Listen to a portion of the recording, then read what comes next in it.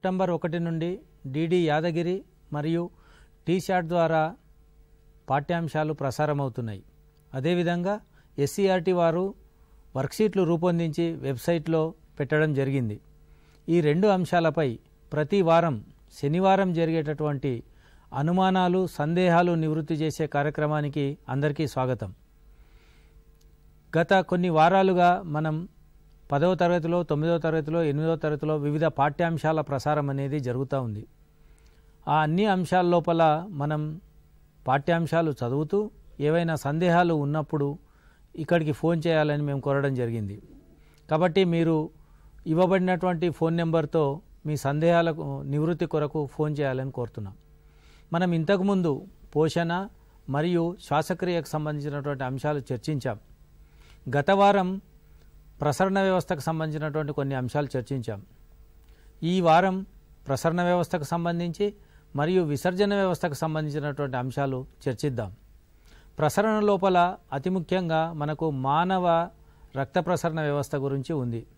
ప్రసరణ వ్యవస్థలో హృదయం, రక్తనాళాలు, హృదయ స్పందనం అంటే గుండె కొట్టుకోవడం, రక్త స్కందనం, రక్త పీడనం వంటి అంశాలు ఉన్నాయి. అదేవిధంగా మొక్కల లోపల రవాణాను ప్రభావితం చేసే అంశాల గురించినటువంటి అంశాలు మన పాఠ్యాంశాల్లో ఉన్నాయి. ఈ అంశాలు డిజిటల్ తరగతుల్లో ప్రసారం కూడా అవుతున్నాయి.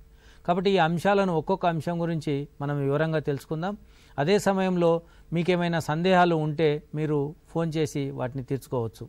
సార్ సంజీవ్ కుమార్ సార్ గారు, ఈ మానవ రక్త ప్రసరణ వ్యవస్థలో ఉన్నటువంటి ముఖ్యమైనటువంటి భావనల గురించి కొన్ని అంశాలు వివరించండి. నమస్కారం. ఇప్పుడు మనకు ఇది చాలా చూస్తే జీవశాస్త్రంలో 3వ పాఠం కిందికి వస్తుంది ప్రసరణ. ఈ ప్రసరణలో మనం చూసినట్టయితే ఈ ప్రసరణలో ముఖ్యంగా మనం ఇక్కడ రెండింటి గురించి మాట్లాడుతున్నాం. జంతువుల గురించి మాట్లాడుతున్నాం, జంతువుల్లో ముఖ్యంగా మానవుల గురించి మాట్లాడుతున్నాం, తర్వాత మొక్కల గురించి మాట్లాడుతున్నాం. మొక్కలలో ఎలా రవాణా జరుగుతుంది, మరి జంతువులలో పర్టికులర్లీ మనిషిలో మానవుల్లో ఎలా రవాణా జరుగుతుందో అంశాల గురించి చర్చించాం. సో దీంట్లో ముఖ్యంగా మనం చూసినట్టయితే మనం ప్రసరణలో ముఖ్యంగా మానవునిలో గుండె యొక్క అంతర్నిర్మాణం, గుండె చాలా ముఖ్యమైనటువంటి అవయవం. ఈ హృదయము యొక్క అంతర్నిర్మాణం గురించి, హృదయం యొక్క బాహ్య నిర్మాణం గురించి ఇక్కడ చర్చించాం. ఈ హృదయం యొక్క అంతర్నిర్మాణము బాహ్య నిర్మాణం గురించి చర్చించేటప్పుడు మనం ముఖ్యంగా 3 అంశాలు దృష్టిలో పెట్టుకోవాలి. నంబర్ 1, ఏవైతే మన అభ్యసన ఫలితాలు కాన్సెప్ట్స్ అని అనుకుంటున్నామో, మీరు హృదయం గురించి చర్చిస్తున్నప్పుడు, హృదయం గురించి విషయాలు తెలుసుకుంటున్నప్పుడు 3 రకాలుగా మీకు కాన్సెప్ట్ క్లారిటీ ఉండాలి. ఒకటి, మీరందరూ కూడా గుండె యొక్క బాహ్య నిర్మాణాన్ని, గుండె యొక్క అంతర్నిర్మాణాన్ని చక్కటి పటంతో గీచి భాగాలను స్పష్టంగా గుర్తించగలగాలి. ఈ లెర్నింగ్ అవుట్కమ్ని మీరు బాగా ప్రాక్టీస్ చేయాలి. నంబర్ 1. రెండవది, ఈ ప్రతి ఒక్క భాగం యొక్క విధి ఏంటి, ఏ భాగము ఏ విధులు నిర్వహిస్తుంది, ఆ విధులపైన కూడా మీకు అవగాహన ఉండాలి. తర్వాత ఇంకో ముఖ్యమైన అంశం ఏంటంటే, ఈ హృదయంలో మనకు రక్తనాళాలు హృదయం నుంచి బయలుదేరుతుంటాయి, ధమనులు సిరలు అని. ఈ ధమనులు సిరలు, హృదయం నుంచి బయలుదేరే ధమనులు సిరలు, వాటి యొక్క పేర్లు ఏంటి, వాటిలో ఏ రకమైన రక్తం ప్రవహిస్తుంది, తర్వాత దాంట్లో ఉన్నటువంటి కవాటాలు ఏంటి, కవాటాల స్థానం ఎక్కడుంది అనేటువంటి విషయాన్పైన మీరు ఒకసారి కాన్సెప్ట్ వారీగా డిస్కస్ చేస్తే హృదయం పైన ఏ ప్రశ్న వచ్చినా కూడా మీరు చేయగలుగుతారు. తర్వాత ఇంకోటి, మనం హృదయం గురించి చర్చించేటప్పుడు హృదయాన్ని ఆవరించి ఉండేటువంటి హృదయావరణ త్వచం ఉంటుంది. ఆ హృదయావరణ త్వచంలో హృదయావరణ ద్రవం ఉంటుంది. దాన్నే మనం పెరికార్డియల్ ఫ్లూయిడ్ అంటాం.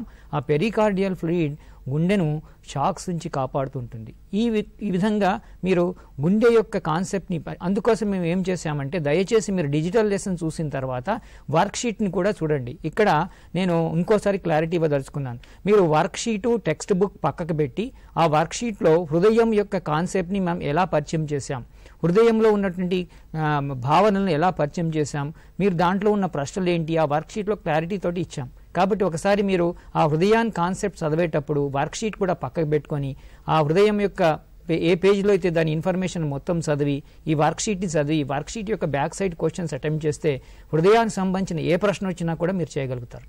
తర్వాత ఇంకోటి, ఇక్కడ మనకు ఒక ప్రశ్న వచ్చేటువంటి అవకాశం ఉంది. ఏంటి అంటే, అది హృదయం యొక్క ముఖ్యంగా ల్యాబ్ యాక్టివిటీలో హృదయాన్ని ఎలా పరిశీలిస్తారు అనేటువంటి కూడా మనం ఇక్కడ చూడాలి. హృదయం పరిశీలించేటప్పుడు ఎటువంటి జాగ్రత్తలు తీసుకుంటాం, వాటిపైన కూడా మనం హృదయం పైన ఇటువంటి ప్రశ్నలు మనం చేస్తే మంచి క్లారిటీ వచ్చేటువంటి అవకాశం ఉంది. ఒక ప్రశ్న వస్తుంది, చూద్దాం మనం. ప్రశ్న అడగండి. ఎవరు, ఏం పేరు, మీ జిల్లా పేరు చెప్పండి. హలో, చెప్పమ్మా, నీ పేరు, ఏ జిల్లా నుండి? What is virus? What is viruses, uses of viruses and non uses of viruses. Okay, uses of viruses. Okay okay. What is viruses and uses of viruses. ఒకటి virus is a. Prabhakar Reddy sir గారు వివరించండి, వైరస్ల గురించి చెప్పండి. ఇప్పుడు అందరినీ గడగడలాడిస్తున్నటువంటి ఒక COVID-19 సంబంధించినటువంటి ఇప్పుడు కరెంట్ అఫైర్స్ ఒక ప్రశ్న ఇది. వైరస్లు నిర్జీవులకు సజీవులకు ఒక వారధి మాదిరిగా పనిచేసేటువంటి ఒక లింకులుగా ఇప్పటివరకు కూడా మనం భావిస్తూ ఉన్నాం. మనం పోయినసారి కూడా డిస్కస్ చేసుకున్నాం. ఇవి సజీవులలో సజీవులుగా ఉంటాయి, నిర్జీవులలో నిర్జీవులుగా ఉంటాయి. మన చక్కెర కనుక మనం బయట ఎట్లా క్రిస్టల్స్ ఉంటాయో వీటిని కూడా వైరస్ని బయట మనం ఒక స్ఫటికాలలాగా చేయొచ్చు. ఎంతసేపు నిర్జీవ స్ఫటికాలలాగా అలాగే ఉంటాయి. ఎప్పుడైతే సజీవులపైన దాడి చేసినప్పుడు అవి వాటి సంఖ్యను వృద్ధి చేసుకునేటువంటి ప్రయత్నం లోపల అవి సజీవులలో సజీవులుగా మనం చెప్పుకుంటాం. కాబట్టి వైరస్ మనం సాధారణంగా మనం సూక్ష్మజీవులు అనే పాఠంలో మనకు లోయర్ క్లాసులో కూడా వస్తుంది. బ్యాక్టీరియాలు ఇతర సూక్ష్మజీవుల వల్ల లాభాలు నష్టాలు ఉన్నాయి, కానీ ఇక్కడ వైరస్ల వల్ల మాత్రం మొక్కలపైన కానీ జంతువులపైన కానీ అన్ని రకాల వ్యాధులే ఉన్నాయి.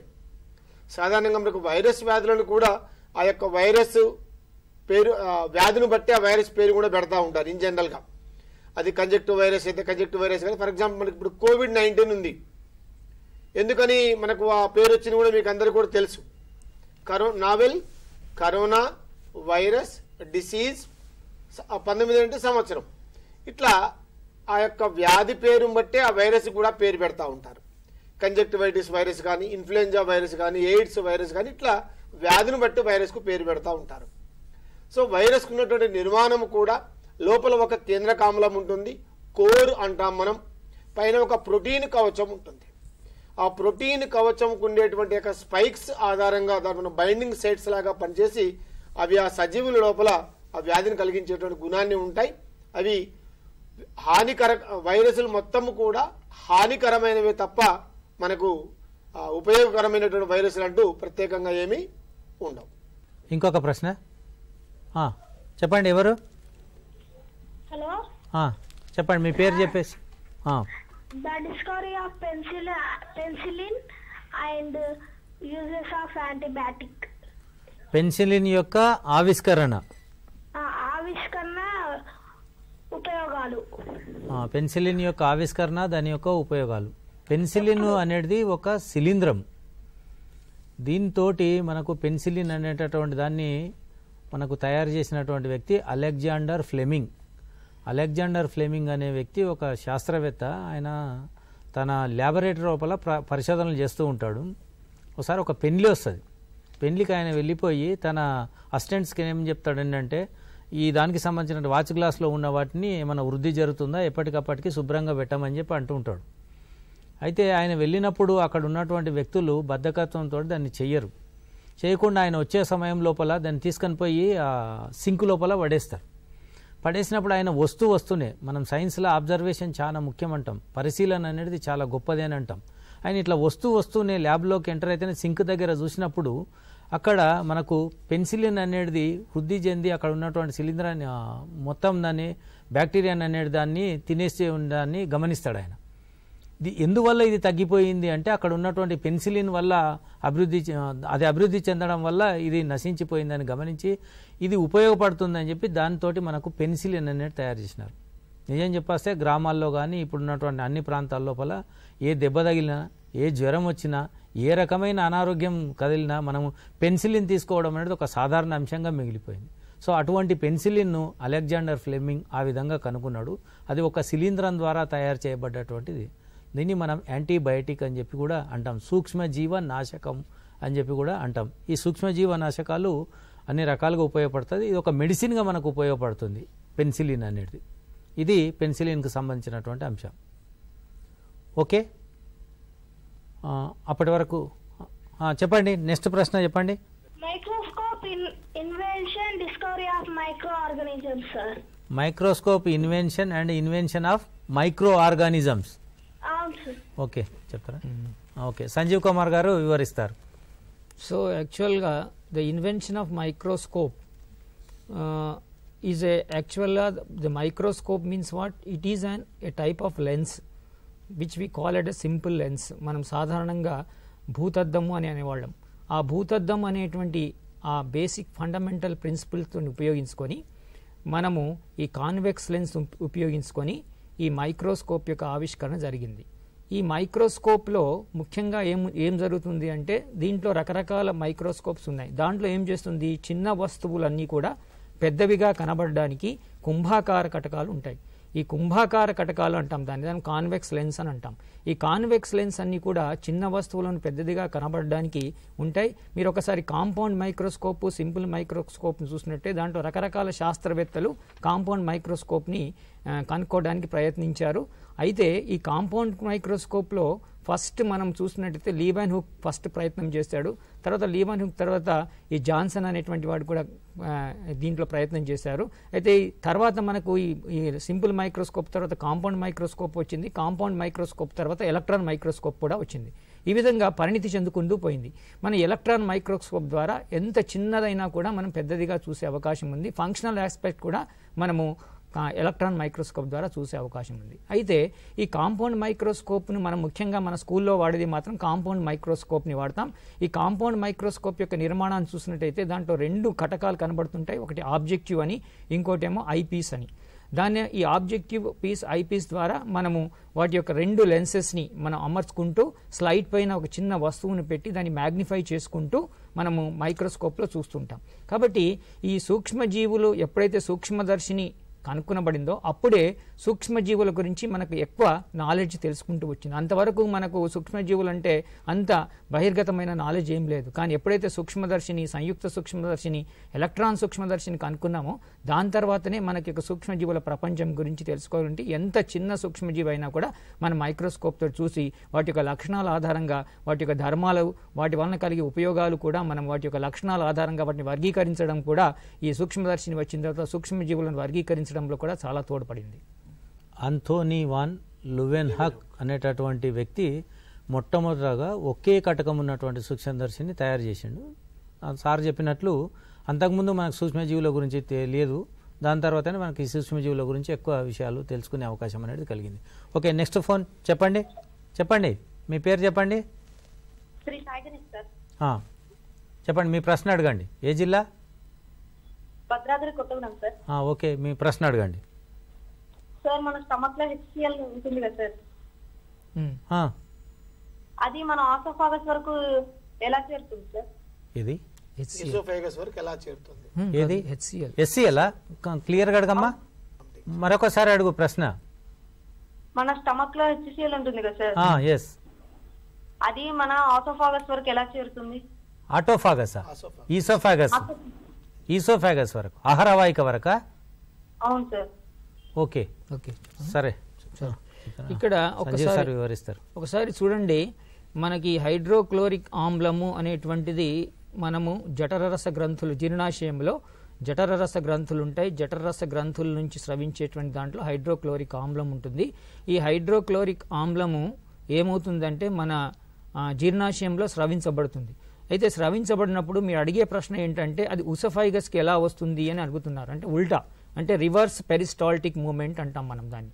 తిరోగమ ఇది పెరిస్టాల్టిక్ చలనం అంటాం. అక్కడ ఏం జరుగుతుందంటే మనము ఎప్పుడైతే ఆహారం తీసుకుంటున్నామో ఆహారం తీసుకుంటున్నప్పుడు పెరిస్టాల్టిక్ చలనం ద్వారా ఉసఫైగస్ ద్వారా ఆహారం అంతా కూడా బోలస్ రూపంలో జీర్ణాశయంకు చేరుతుంది. జీర్ణాశయంకు చేరిన తర్వాత జీర్ణాశయంలో ఉండేటువంటి జఠరస గ్రంథుల్లో స్రవించేటువంటి హైడ్రోక్లోరిక్ ఆమ్లము ఆ ఆహార పదార్థాలపైన చర్య జరిపి దాన్ని ఒక కైమ్ ఫుడ్ మాదిరిగా, అంటే సెమీ సాలిడ్ ఫుడ్ మాదిరిగా మారుస్తుంది. ఓసారి ఏమవుతుందంటే ఈ సెమీ సాలిడ్ ఫుడ్ అనేటువంటిది యాక్యుములేట్ అయినప్పుడు ఒకసారి మనం తీసుకున్నటువంటి ఆహారంలో కొవ్వు పదార్థాలు ఎక్కువగా ఉన్నా, లేకపోతే ఆహారం సరిగ్గా జీర్ణం కాకపోయినా, లేకపోతే ఆహారంలో యాసిడిక్ కాంటెంట్ ఎక్కువైపోయినా, ఆమ్ల పదార్థాలు ఎక్కువైనా కూడా అది ఏమవుతుందంటే అది ఈ యొక్క పైలోరిక్ స్పింక్టర్ అని జీర్ణాశయంలో 2 భాగాలు ఉంటాయి. పైలోరిక్ స్పింక్టర్, కార్డియాక్ స్పింక్టర్స్ అని ఉంటాయి. సో ఆ భాగంతో ఏమవుతుంది, అక్కడ ఉన్నటువంటి ఆ యాసిడ్ తేన్పుల రూపంలో బయటికి వస్తుంటుంది. ఆ తేన్పుల రూపంలో రావడం వల్ల మనకు ఒక రకమైనటువంటి వామిటింగ్స్ వచ్చే సెన్సేషన్ కానీ తేన్పులు వచ్చే విధంగా అనిపిస్తుంది. ఆ విధంగా రివర్స్ పెరిస్టాల్టిస్ వల్ల జరుగుతూ ఉంటుంది. ఓకే, నెక్స్ట్ ప్రశ్న అడగండి. చెప్పండి మీ ప్రశ్న, మీ పేరు చెప్పి ప్రశ్న అడగండి. చెప్పు, నీ పేరు చెప్పేసి ఈ ప్రశ్న అడుగు. మహిపాల్ సార్. నీ ప్రశ్న ఏమి అడుగు. ఏ జిల్లా? శోషరణ వ్యవస్థ. శోషరస వ్యవస్థ గురించి, శోషరస వ్యవస్థ గురించి చెప్పాలి. ఇంకొక ప్రశ్న ఇంకొక ప్రశ్న చెప్పండి. ఇంకొక ప్రశ్న. హలో, మీ పేరు చెప్పి ప్రశ్న అడగండి. వెంకటేశ్వర్ సార్. మీ ప్రశ్న చెప్పండి. ఏ జిల్లా? కర్నూలు సార్. కర్నూలు. ఓకే, చెప్పండి, మీ ప్రశ్న అడగండి. ఏం లేదు సార్, మామూలు మంచిని వెయిట్ తగ్గుతున్నా సార్. వెయిట్ తగ్గుతున్నారు? అవును సార్. వెయిట్ పెరగాలనా మరి? వెయిట్ పూర్తి తగ్గుతున్నా. ఓకే, సరే. శోషరస వ్యవస్థ గురించి ముందు మాట్లాడదాం, చెప్తాను. ఓకే, ప్రభాకర్ రెడ్డి సార్ గారు శోషరస వ్యవస్థ గురించి వివరిస్తారు. తర్వాత వెయిట్ ఎందుకు తగ్గుతారు వ్యక్తులు అనే దాని గురించి కూడా మాట్లాడతారు. నేను చెప్తా, మీరు చెప్పండి శోషరస వ్యవస్థ. ఓకే సార్, జీవులలో ప్రధానంగా శోష రస వ్యవస్థ అసలు ఎందుకు ఉంటుంది అనేటువంటిది ఒక్కసారి మనం ఆలోచిస్తే, మనము గుండె నుంచి ఆమ్లజనియుత రక్తము గుండె సంకోచ వ్యాకోచ ఏదైతే మనం గుండె సంకోచించడం వల్ల శరీరంలోని అన్ని భాగాలకు కూడా ధమనుల ద్వారా వెళ్తుంది. అది మనందరికీ కూడా తెలుసు. ఎప్పుడైతే అన్ని శరీర భాగాలకు చేరిందో, శరీర భాగాలు చేరిన తర్వాత ఏమవుతుంది, ఆ రక్తం ద్వారా వచ్చినటువంటి ఆమ్లజని కానీ వాటి ద్వారా వచ్చినటువంటి నీరు, పోషక పదార్థాలని ఆయా కణజాలాలు శోషించిన తర్వాత మళ్ళీ ఏం జరగాలి, ఆయా కణజాలాల నుంచి ఇంకేమన్నా ఈ జీవన క్రియల్లో వచ్చినటువంటి వ్యర్థ పదార్థాలను తీసుకొని మలిన పదార్థాలతో కూడినటువంటి ఆమ్లజన్య రహిత రక్తం మళ్ళీ తిరిగి గుండెకు రావాలి. గుండెకు వచ్చే క్రమంలో గుండె నుంచి పోయేటప్పుడు ఏం జరిగింది, ఒక పీడనంతో పోయింది రక్తం. కానీ వచ్చేటప్పుడు అంత పీడనం ఉండదు. కాబట్టి ఏదైతే ఈ పోయినట్టు రక్తం ఏదైతే ఆమ్లజన్ రక్తం అయితే కణజాలాలకు చేరిందో, ఆ కణజాలాల నుంచి అంతే మొత్తంలో రక్తము శిరల ద్వారా తిరిగి గుండెకు రాదు. ఆ వచ్చే ప్రయత్నం లోపల కొంత ఆ కణజాల లోపల మిగిలినటువంటి ఆ యొక్క ద్రవం ఏదైతే ఉందో ఆ టిష్యూ ఫ్లూయిడ్ని మళ్ళీ శిరల లోపలికి చేర్చేటువంటి యొక్క సమాంతర వ్యవస్థే శోషరస వ్యవస్థ. అంటే ఇది శిరా వ్యవస్థకు అనుసంధానంగా పనిచేస్తుంది. పనిచేయటం వల్ల మళ్ళీ ఆ కణజాలాల్లో మిగిలినటువంటి కణజాల ద్రవము తిరిగి ఆ శిరల లోపలికి ప్రవేశపెట్టబడుతుంది. తద్వారా మళ్ళీ గుండెకు చేరుతుంది. ఈ విధంగా మనకు ఆ రీసైక్లింగ్ చక్రియం అనేటువంటి జరుగుతుంది. ఒకవేళ శోషరస వ్యవస్థ కనుక లేనట్లయితే ఏమవుతుంది, ఏదైతే మనకు గుండె నుంచి పోయినంత మొత్తం ఏదైతే పరిమాణంలో ఉంది రక్తము అంతే పరిమాణంలో గుండెకు చేరదు. ఇది మొదటి పాయింట్.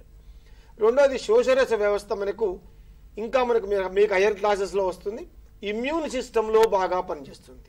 ఇమ్యూన్ మన యొక్క వ్యాధి నిరోధక వ్యవస్థలో భాగంగా ఇది బాగా పనిచేస్తుంది. ఇంకా మీకు హైయర్ ఆర్డర్లో బాగా ఆలోచిస్తే మనకు వ్యాధి నిరోధక వ్యవస్థలో పనిచేసేటువంటి ఆ యొక్క టీ సెల్స్ అవన్నీ కూడా మనకు థైమస్ గ్లాండ్ నుంచి వచ్చేటువంటి సెల్స్ అవన్నీ కూడా శోషరస వ్యవస్థలో ప్రధానమైనటువంటి యొక్క అవయవాలు. మీకు హైయర్ క్లాసెస్లో దీని గురించి క్లియర్గా వస్తుంది. శోషరస వ్యవస్థ మాత్రం మనకి ఇక్కడ అప్ టు మనకు లోయర్ క్లాసులో శిరా వ్యవస్థకి ఇది ఒక సమాంతర వ్యవస్థగా పనిచేసేటువంటి ఒక వ్యవస్థ. Thank you. సో ఏదైతుందంటే మనం గుండె నుంచి కణాలకి ఏవైతే అంశాలు ఇవ్వబడతాయో అక్కడి నుంచి వచ్చేటప్పుడు ద్రవ పదార్థాలు మాత్రం శోషరస వ్యవస్థ ద్వారా వస్తాయి. మనం కణజాల ద్రవం అని అంటాం దాన్ని.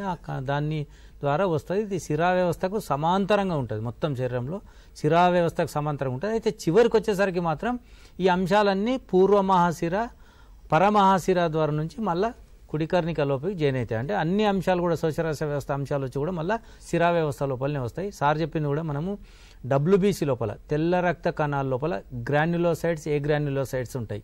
సో దీని లోపల లింఫోసైట్స్ మోనోసైట్స్ ఉంటాయి కదా, ఈ లింఫోసైట్స్ కూడా ఈ రకంగా పనిచేస్తూ ఉంటాయి. సో ఇది శోషరస వ్యవస్థకు సంబంధించినటువంటి అంశాలు. నెక్స్ట్ ప్రశ్న, పేరు చెప్పండి, మీ ప్రశ్న అడగండి. Hello Shruti sir. చెప్పు శృతి, ఏ జిల్లా, మీ ప్రశ్న అడగమ్మా. Mahbub Nagar district sir. Okay, ఏ స్కూలు? సరే ప్రశ్న అడగమ్మా. I want to know about dialysis, sir. Dialysis. Yes, sir. Okay, last సారే డయాలసిస్ గురించి చాలా స్పష్టంగా సారు చెప్పడం జరిగింది, డయాలసిస్ ఎందుకు జరుగుతుందని. మనకు మూత్రపిండాలు అనేటివి పనిచేయని ఒక స్థితి వస్తుంది, అంటే పూర్తిగా పనిచేయవని కాదు కానీ మూత్రపిండం లోపల ఎక్కువ నెఫ్రాన్లు ఎక్కువగా పనిచేయకపోయేటటువంటి స్థితిని మనం ఈఎస్ఆర్డి అని అంటాం, ఎండ్ స్టేజ్ రీనల్ డిసీజ్ అని చెప్పి అంటాం. అంటే మూత్రపిండాలు ఎంత పనిచేయని మూత్రపిండాలు అయినా కూడా కొంత పనిచేస్తూ ఉంటాయి అవి. సో అటువంటి పరిస్థితి లోపల మూత్రపిండం పూర్తి స్థాయిలో పనిచేయని పరిస్థితి లోపల కృత్రిమంగా మనం చేసేటటువంటి పద్ధతిని డయాలసిస్ అని చెప్పి అంటాం, హీమోడయాలసిస్ అని కూడా అంటాం. ఈ డయాలసిస్ కొరకు మనకు డయలైజర్ అనే ఒక యంత్రం ఉంటుంది. ఈ డయలైజర్ యంత్రం లోపల డయలైజింగ్ ద్రావణం అనేది ఉంటుంది.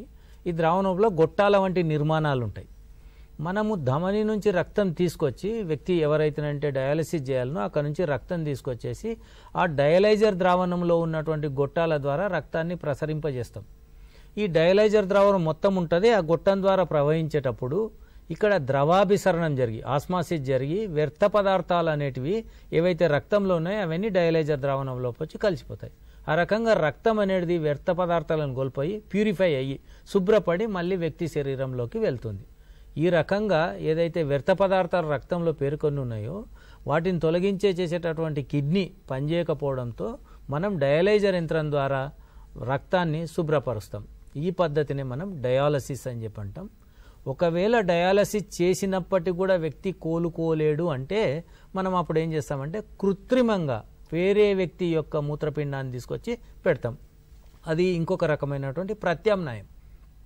అది కూడా ఎవరంటే ఎవరి మూత్రపిండాలు కుదరవు, సమీప బంధువులవి తెలిసిన వాళ్ళవి ఉంటినంటే కొంచెం ఎక్కువగా అవి సఫలీకృతమయ్యేటటువంటి అవకాశం ఉంటుంది.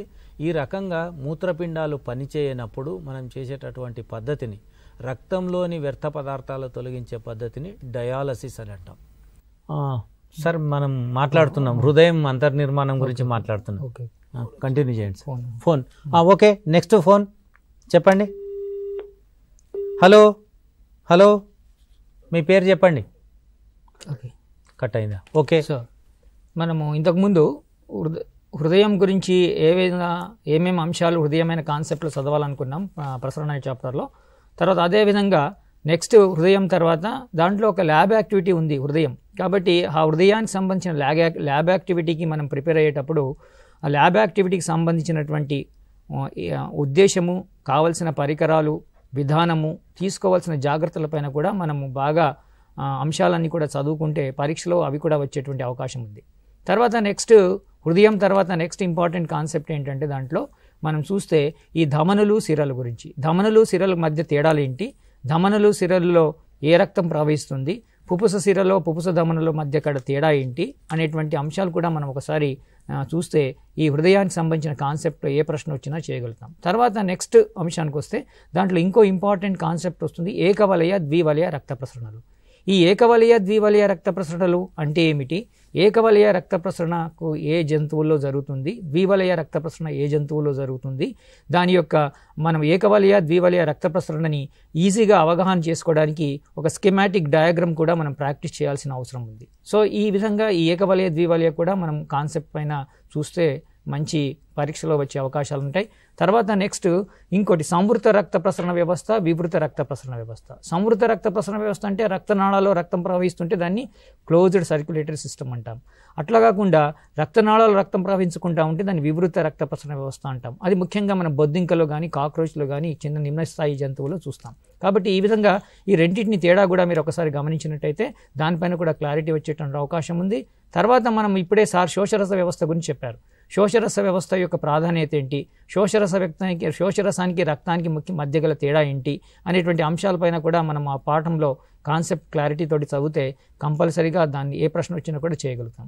తర్వాత నెక్స్ట్ మనం ఇంకోటి ఇక్కడ ఈ రక్త పీడనం గురించి కూడా, చాలా సందర్భాల్లో రక్తపీడనము ఎంత ఉండాలి, సాధారణంగా రక్తపీడనం మనిషిలో ఎంత ఉండాలి, అధిక రక్తపోటు అంటే ఏంటి, తర్వాత తక్కువ లో బ్లడ్ ప్రెషర్ అంటే ఏంటి, బ్లడ్ ప్రెషర్ని ఏ ఇన్స్ట్రుమెంట్ తోటి కొలుస్తాము అనేటువంటి అంశాలు కూడా మనము దృష్టిలో పెట్టుకోవాలి. హైపర్ టెన్షన్ వల్ల కలిగేటువంటి అనర్థాలు ఏంటి, ఎందుకు హైపర్ టెన్షన్ మనిషికి వస్తుంది, దానికి గల కారణాలు ఏంటి, అది రాకుండా మనం ఎటువంటి జాగ్రత్తలు తీసుకోవాలనే అప్లికేషన్ టైప్లో కూడా మనం చదివితే దానిపైన కూడా మనకు ప్రశ్నలు వచ్చేటువంటి అవకాశం ఉంది. తర్వాత నెక్స్ట్ మీరు చూసినట్టయితే రక్తస్కందనం ఎలా జరుగుతుంది. ఒక ఫోన్ వచ్చింది, తీసుకుందాం. హలో, రాలేదు. ఓకే ఓకే, కంటిన్యూ చేయండి.